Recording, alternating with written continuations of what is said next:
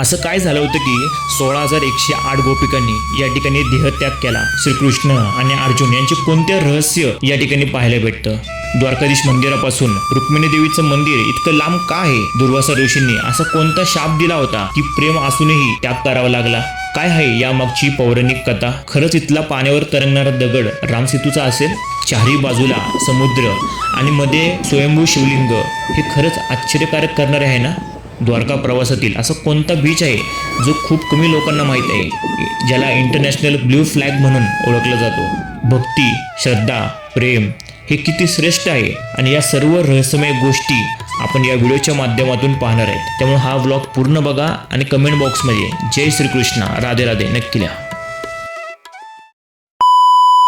राधे राधे, हर हर महादेव.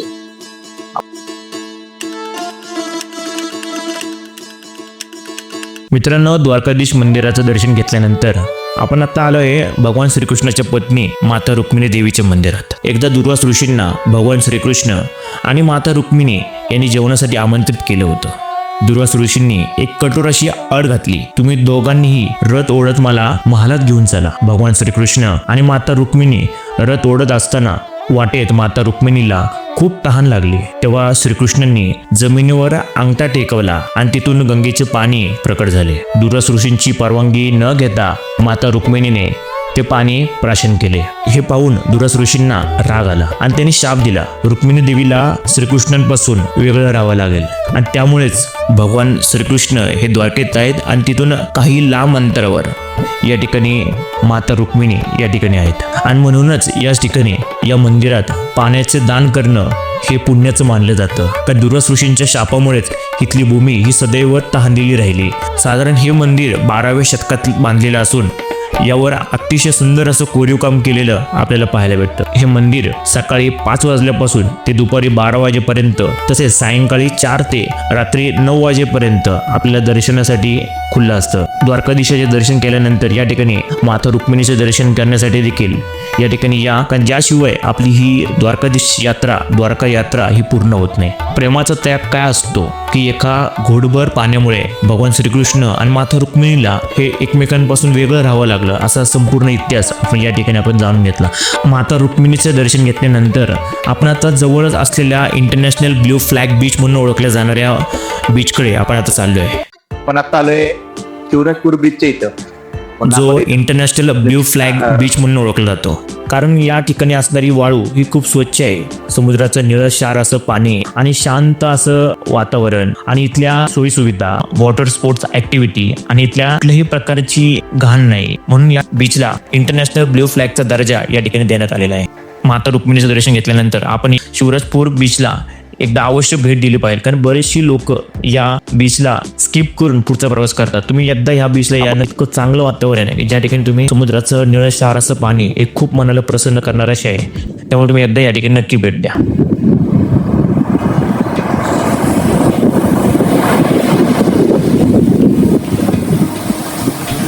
कसल्याला आठ ते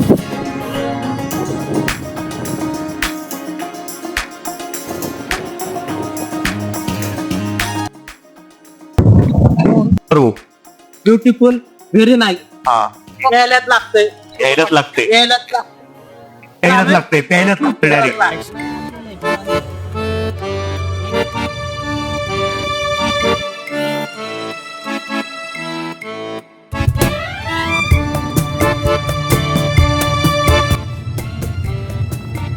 next stop बेट द्वारका. चाललंय द्वारकाधीश मंदिराच्या इथं, बेट द्वारका पासून द्वारकाधीश मंदिर इथं जवळ.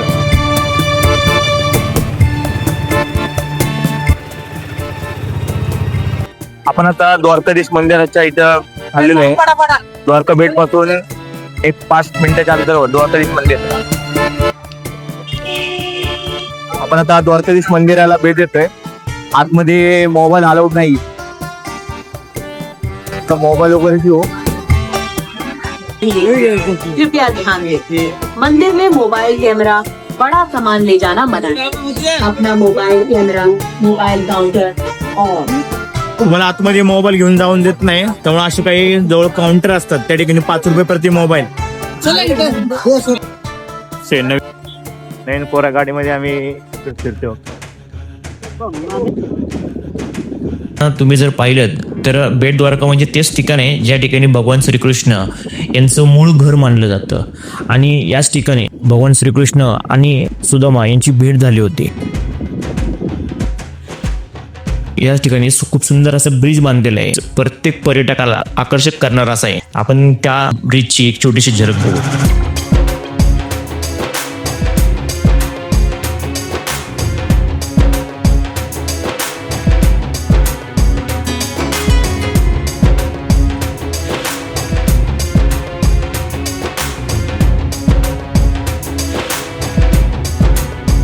या ठिकाणी तुम्ही पाहू शकता बेट द्वारका जवळीलच एक महत्वाचं ठिकाण म्हणजे राम नावाचं दगड. हा दगड पाहिल्यावर अनेकांच्या मनात एकच प्रश्न येतो की हा खरंच राम सेतूवरचा दगड असेल का? भजले राम नाम सुखधाम भजले. गोपी तलाव याचा रहस्यमय इतिहास हा भगवान श्रीकृष्ण आणि अर्जुनाशी संबंधित आहे आणि त्याच गोष्टी नेमकं काय ते आपल्याला जाणून घ्यायचे आहेत. महाभारताच्या युद्धानंतर अर्जुनाला आपल्या पराक्रमाचा गर्व झाला होता. त्याला वाटू लागलं की आपल्यासारखा महान योद्धा या पृथ्वीवर कोणच नाही. तेव्हा भगवान श्रीकृष्णांनी अर्जुनाचा हा अहंकार दूर करण्यासाठी एक दिव्य अशी लीला केली. भगवान श्रीकृष्णांनी 16,108 गोपिकांना द्वारकेत बोलावले आणि त्यांना या तलावात स्नान करण्यास सांगितले. गोपिका स्नान करत असताना अर्जुनही त्या ठिकाणी उपस्थित होता, पण गोपिकांनी अर्जुनाला ओळखलं देखील नाही. त्यानंतर भगवान श्रीकृष्णांनी आपल्या हातातून केसाची एक मूठ तयार केली आणि त्यांनी शक्तीने अर्जुनाचं धनुष्य हे निकामं केलं. तेव्हा अर्जुनाला समज झाला की खरी शक्ती ही शास्त्रात नसून ती भक्तीत आहे. आणि या प्रसंगानंतर 16,108 गोपिकांनी याच तलावात भगवान श्रीकृष्णाच्या प्रेमापोटी भक्तीपोटी याच तलावात त्या लीन झाल्या. अशाच इथल्याच तलावातल्या मातीतून आणि इथल्या सुगंधातून हा गोपीचंदन हे केलं जातं. त्यामुळं तुम्ही काही घेऊन जाऊ शकता, तर इथलं आहे चंदन, ते नक्की घेऊन जा.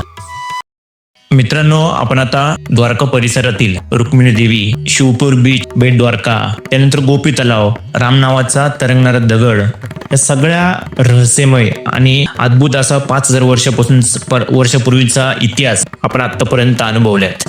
आणि आपण आता अशा ठिकाणी आलो आहेत ज्या ठिकाणी आपल्याला भक्ती, श्रद्धा आणि मन प्रसन्न करणारं असं वातावरण ज्या ठिकाणी आपल्याला पाहायला भेटतं. भडकेश्वर महादेव मंदिर. असं म्हटलं जातं की भडकेश्वर महादेव मंदिर हे स्वयंभू असं शिवलिंग आहे. ते कोणी निर्माण केलं किंवा काय या संदर्भातल्या कोणत्याही गोष्टी आजपर्यंत कोणाला माहित नाहीत. मित्रांनो, असं म्हटलं जातं की भडकेश्वर महादेव मंदिर हे स्वतः प्रकट झालेलं हे शिवलिंग आहे, स्वयंभू असं शिवलिंग आहे. इथल्या या भडकेश्वर महादेव मंदिराचं एक वैशिष्ट्य असं आहे की या मंदिराच्या चौफेर बाजूला आपण जर पाहिलं तर भव्य असं समुद्र किनारा आहे आणि मधोमध हे स्वयंभू असं शिवलिंग आहे. या ठिकाणी जर तुम्ही समोर पाहिलं, त्या ठिकाणी तुम्ही दर्शनासाठी आलात तर तुम्हाला मंदिराच्या समोर एक छोटा नंदी आहे आणि आतमध्ये शिवलिंग आहे. जर तुम्ही द्वारकेला आलात तर या ठिकाणी संध्याकाळच्या वेळेला भडकेश्वर महादेव मंदिराच्या या ठिकाणी तुम्ही आवर्जून या, कारण या ठिकाणची संध्याकाळ ही अत्यंत अविस्मरणीय अशी आहे.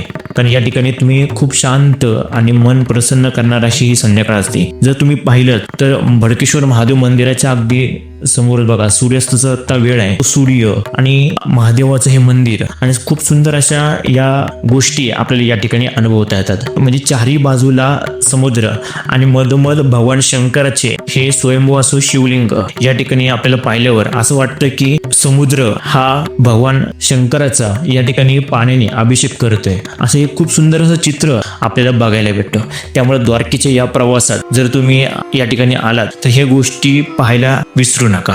मित्रांनो, द्वारकेच्या या प्रवासातील आपण द्वारका परिसरातील जवळपासची सर्व रहस्यमय ऐतिहासिक ठिकाणे आपण या व्हिडिओच्या माध्यमातून पाहिलेली आहेत. तर मित्रांनो, तुम्हाला हा व्लॉग तुम्हाला कसा वाटला ते कमेंट बॉक्समध्ये नक्की सांगा आणि भेटू पुन्हा एकदा अशाच चांगल्या व्हिडिओच्या माध्यमातून. तोपर्यंत कमेंटमध्ये जय श्रीकृष्ण नक्की लिहा. धन्यवाद.